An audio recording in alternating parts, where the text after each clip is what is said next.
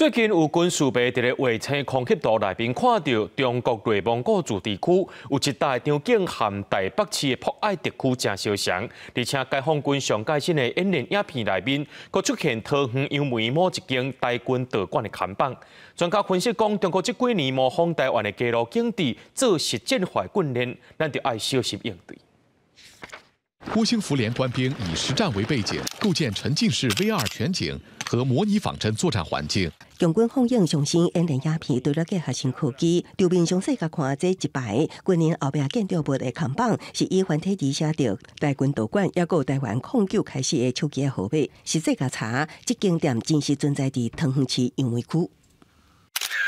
各有军事迷伫最近的卫星空气图中发现，中国内蒙古自治区阿拉善边境内一个技术和国营战机早前使用的北场布景，甲台北市破坏地区街铺甲建筑群真亲像，针对性十足。重点要害目标展开夺控。同款伫内蒙古的自治区战术训练基地，2015年，国防公布有一栋甲咱国总统府亲像的白色建筑物，共军就伫4个围进行下定战斩首战演训。小军们2017年到这个所在发兵，也出现伫背景中。中共近年来的确是系统性的在增加这种实景跟实战化训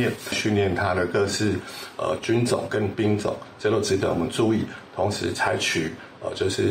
更有系统性的反制方式。 中共文武强还无停，国防部公布25，规日将有13架次攻击，7架自江南绕台。面对攻击人一直侵扰，空军司令部26透早5点到7点，统合第1到第6连队国营军机天宫、爱国者飞弹甲防爆系统参部队执行，整体防空作战计划演练连续操演，验证三军联合防空作战指管甲兵力运用。外界关注敢是两岸局势相关有关系，国防部发言人否认，指出这是当年例行演习。 也毋过会针对地震威胁变化进行调整。记者综合报道。